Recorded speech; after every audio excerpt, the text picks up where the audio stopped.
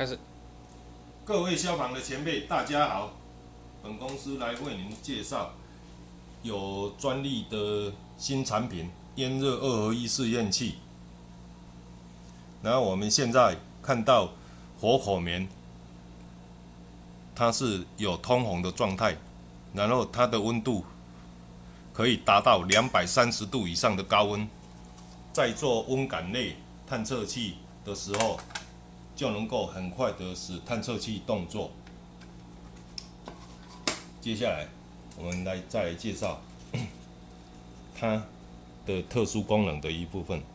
基本上，从这里可以添加气质油，就从这个孔注入就可以了。哦，然后呢，这一个活动挡片，它可以让火口棉打开，也可以让火口棉关闭。哦，再来就是右边的这一个蝴蝶螺丝，把它松开之后，就可以快速更换火口棉。好，接下来我们再来介绍加烟试验剂的拆装功能。基本上，拇指螺丝先松开，然后这里有一个卡榫的孔。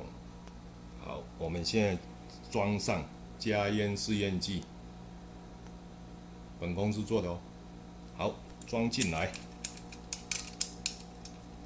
扣准卡榫，把拇指螺丝锁上就可以了。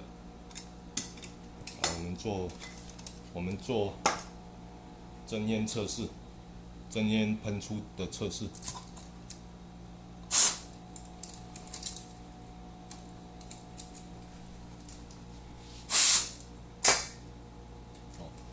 这一个也有特别能够为您说明做介绍之处，就是说，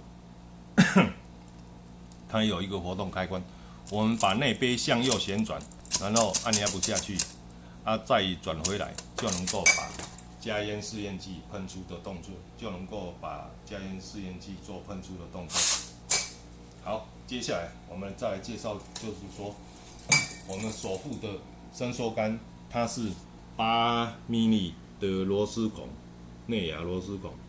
接下来它可以同时锁上我们的真烟吹散机跟加热试验器作为一体。来，我们现在来做测试一下。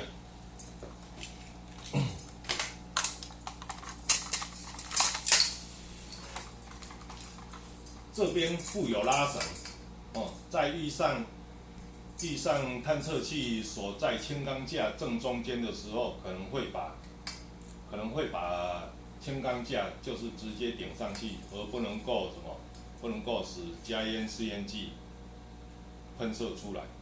所以特别制作的这个拉绳可以在做底下拉，然后让加烟试验剂喷出。我们实际来做测试啊。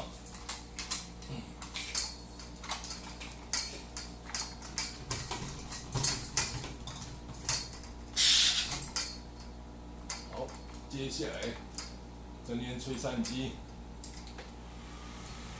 很快的就能够把真烟探测器里面残存的气体吹出来。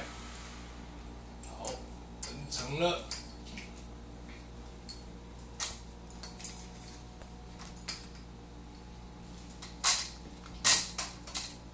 这里，白皮啊，过一盖。